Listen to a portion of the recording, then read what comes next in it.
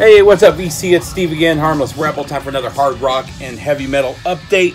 Let's just kind of jump into it.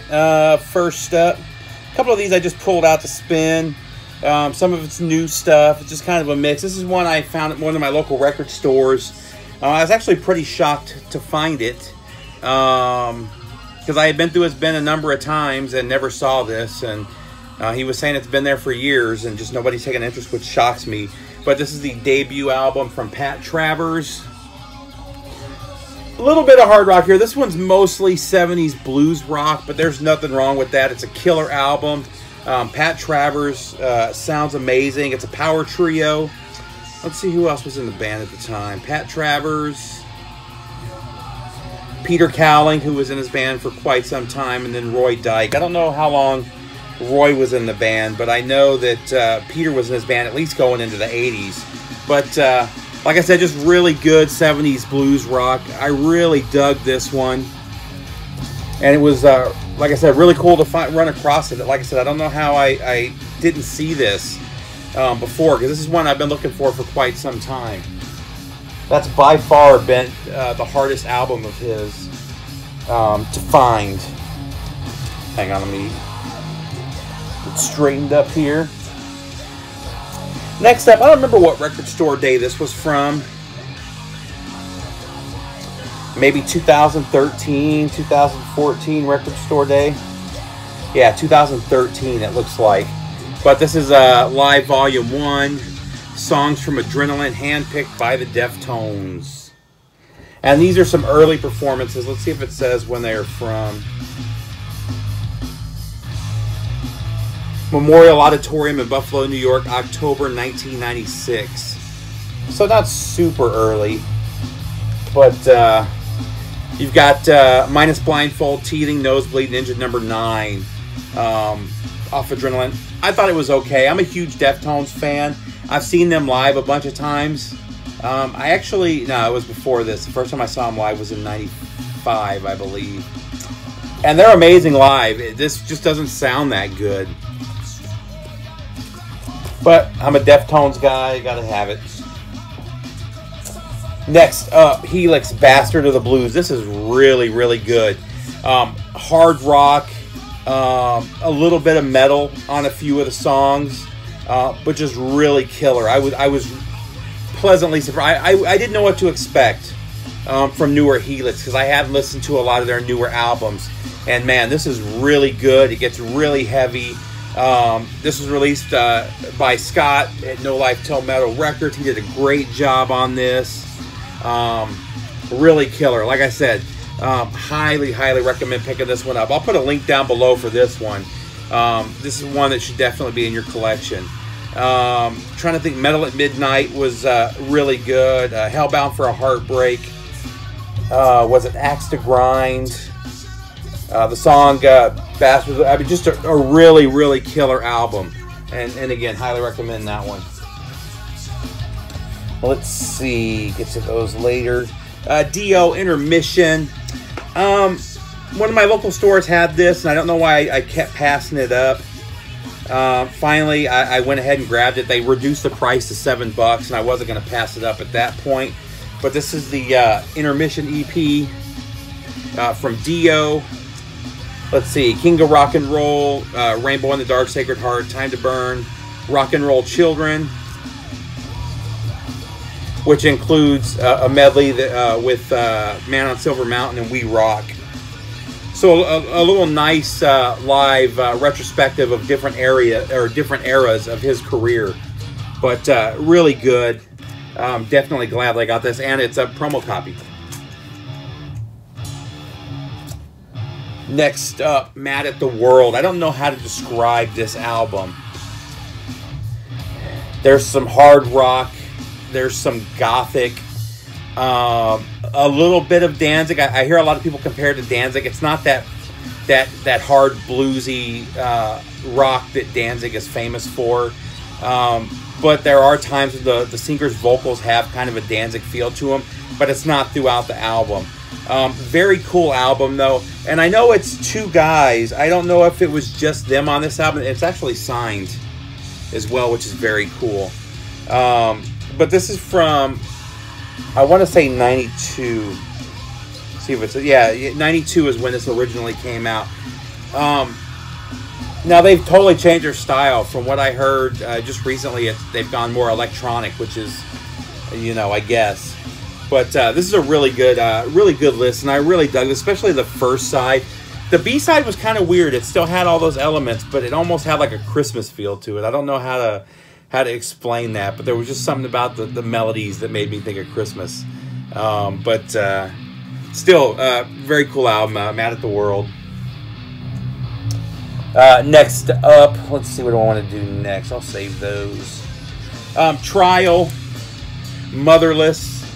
Pull this out to give it another spin. Just another of the great, or really, are they Swedish? I believe they're Swedish. They could be Dutch though, but it's on this smoke. They call it beige and gray, something like that. But this is their only album that I was missing, and so I finally bought it. This is from 2017, I believe.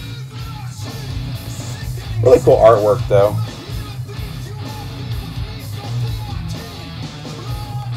I remember a lot of people saying that they were kind of trying to copy Merciful Fate or King Diamond. And there's a little bit of that, but not as much as in their earlier albums. And they definitely have their own sound at this point in their career, but really good album, really worth checking out. It's not my favorite of theirs, but it's still a really solid album. Oh, in the background, we're listening to Downset. If you're not familiar with Downset, they were a huge force in the LA hardcore scene in the 90s. They were one of the bigger bands. They came up with Rage Against the Machine. Them and Rage Against the Machine have very similar sounds where I hear people call them rap metal or rap rock or whatever. But that was the LA hardcore sound from the 90s. And they came up together. I've heard people say that they copied Rage Against the Machine. I've heard people say Rage Against the Machine copied Downset. All their albums came out around the same time. I think that Downset are better writers. Especially their first two albums are just really well written.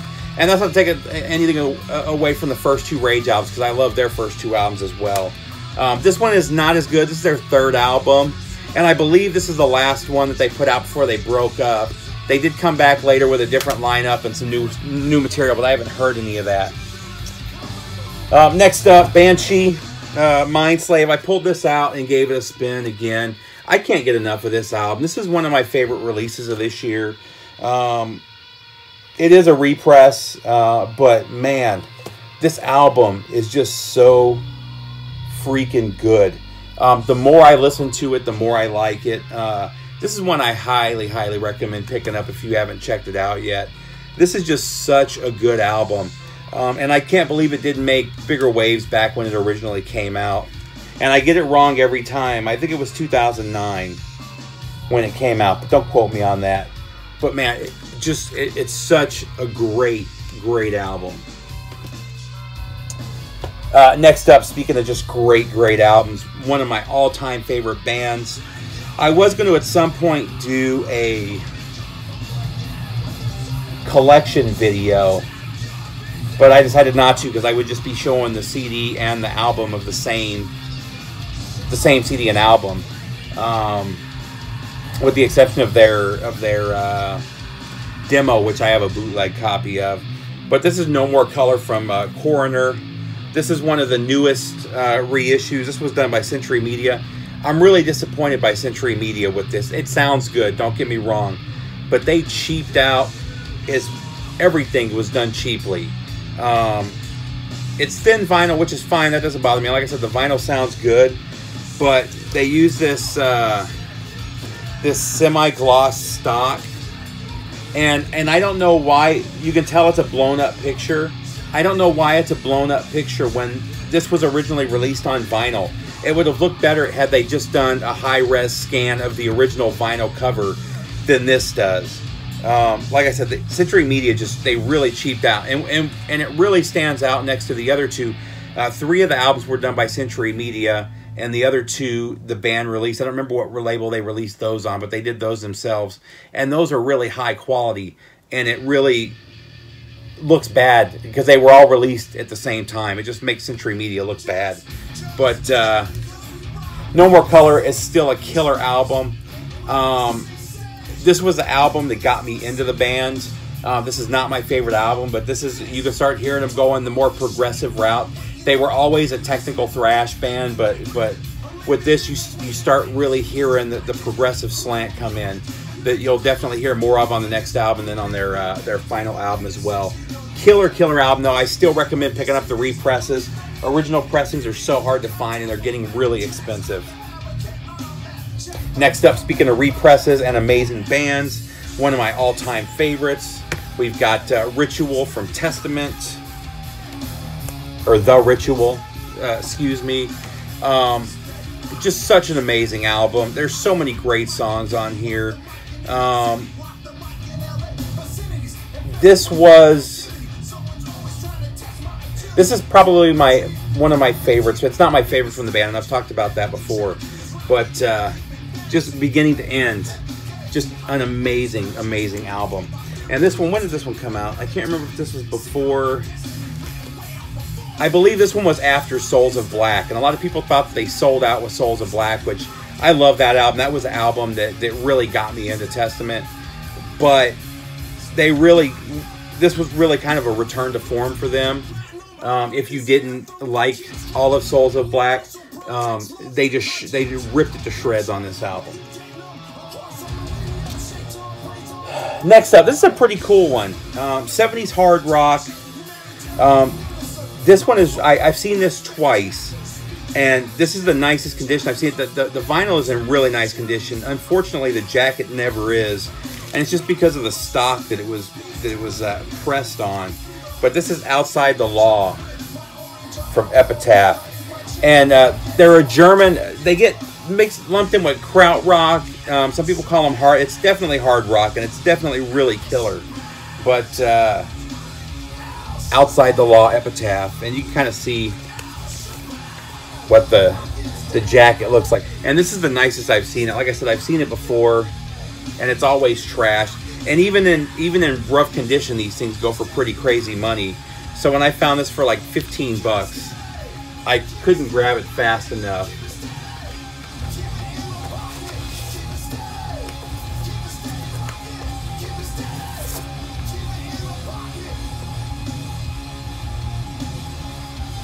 And I love the Billingsgate logo of the guy about to kick somebody in the butt.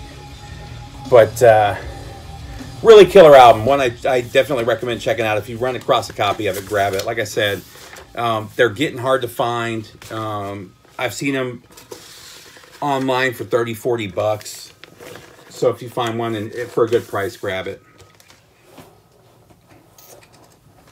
Next up, Testament, The Gathering. I love this album. They were bouncing through drummers during this period. And man, they got with Dave Lombardo on this album, and they absolutely murdered it. This album is so good, and I never hear anybody talk about it. Just such a great album from beginning to end. And I love Alex Skolnick, but even without him, they just killed it. Who was their guitarist?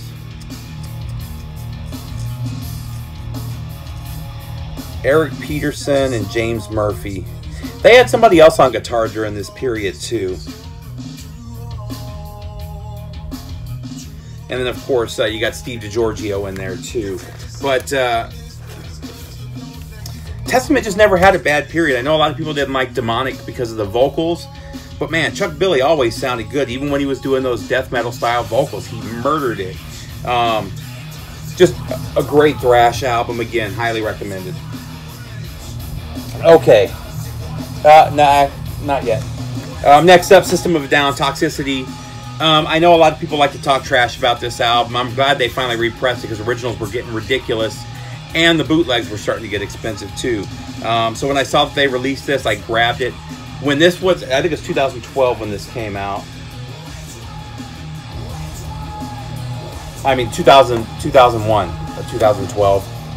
So I was still in the Navy when this came out. Actually, I had been in for about 5 years. I was still about 4 years away from getting out. And I had heard their first CD, and I really dug it. But man, when they put out this CD, I could not stop playing it. This literally stayed in my CD player for a good 3 or 4 months. My wife hates this album because every time she got in my car for that period, that was in the CD player, and it drove her crazy. She's not the kind of person that listens to the same CD over and over again. But man, I could not get enough of this. I still love it. The only thing I don't like about this, and it's because it's the American pressing, I was in Japan at the time. I bought the Japanese pressing, and right in the middle of the A side was a song called, was it Pogo Stick? And it's a straight up comedy about his dick. And but I just got so used to that being in the mix that it throws me off not hearing it. And I don't know if it was a B-side here in the U.S. or if it was released here in the U.S. at all. But it was just a funny song. And again, I don't know if the original looked like this. It's a real blurry picture. I don't remember the CD being this blurry, so I don't know if they did a blow-up of the CD. But that doesn't make sense to me because the back is super crisp. And again, this was released on vinyl. So maybe it was supposed to be fuzzy like that. I'm just not remembering it. But grab those while you can. They were I know it's sold out a couple times on Amazon already. Killer album though, and I love every song on here. Prison Song is a favorite of mine. Chop Suey, Atwa, Science is killer. Toxicity, Aerials. I mean, there's not a bad song on here. And then last but not least, I saved this one for last. These kind of go hand in hand, even though they were done, what, 2 decades apart, basically. So the first up is River Disturbance from Deliverance. This is a recent retroactive reissue of their 1994 album.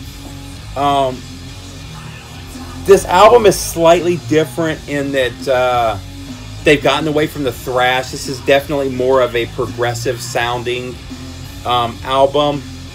There's some funk elements, kind of a la King's X, on a few of the songs.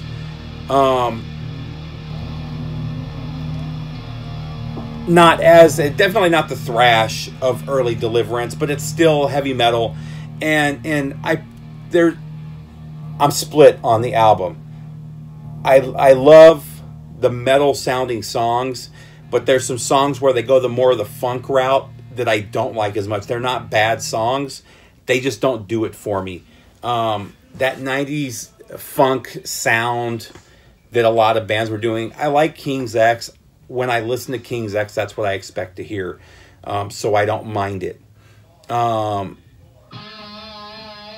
There were a couple other bands of that style, and I'm drawing a blank. I can picture their album covers, but they're not coming to me.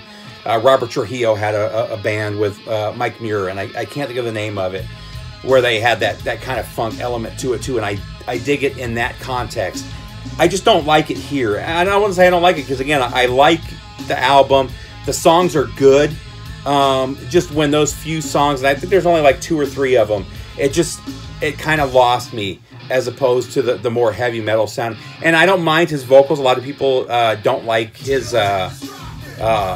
singing voice. I love his singing voice. He's got kind of a Bowie feel to it, like a heavy metal Bowie, which I really dig. I still recommend picking this up, and if you're a Deliverance fan, it's still a must-have. And like I said, all of the hard rock metal sounding songs are killer. So this came out around the same time, and I don't know if they planned it this way. I have a feeling that Jimmy might have. But this is Jimmy P. Brown's Eraserhead. And actually, did I show this one? I can't remember what color vinyl this is. This one's colored vinyl, though. There we go. It's white vinyl. Oh, excuse me.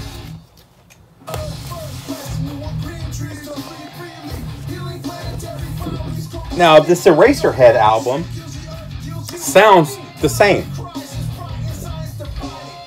It's the same style. It's got the hard rock metal elements to it. but there's also a few songs on here that go more that funk route. And same thing. I really like the album as a whole. There's just a couple songs that have that funk element that just kind of throws off the flow of the album, and that I didn't like as much. If those were more metal songs, this would probably be one of my top albums of the year. Jimmy did a great job on it. The artwork is killer. I really love this artwork. I don't know how well you can see it. That's it looks like it's hand drawn. Just really cool. And it's on a really cool colored vinyl as well. And this one's new this year, so kind of a mint green. There's some brown in it as well. Really killer. Like I said, I really like the album. Just those few songs where they get a little bit funky. It's just it's a little too funky for me. And that's the only downside I have about this. Now, I don't want that to seem like this is me saying negative things about the album. I still really dig the album. I still highly recommend it. But Jimmy P. Brown II's Eraserhead. Oops. And then that one also came with a, what is it, 8x10? Signed by Jimmy P. Brown, which was cool as well. I've actually got quite a bit of stuff signed by him. He does signs. Actually, that poster right there is a Deliverance poster signed by Jimmy. That's it, guys. Take care, and I will talk to you soon.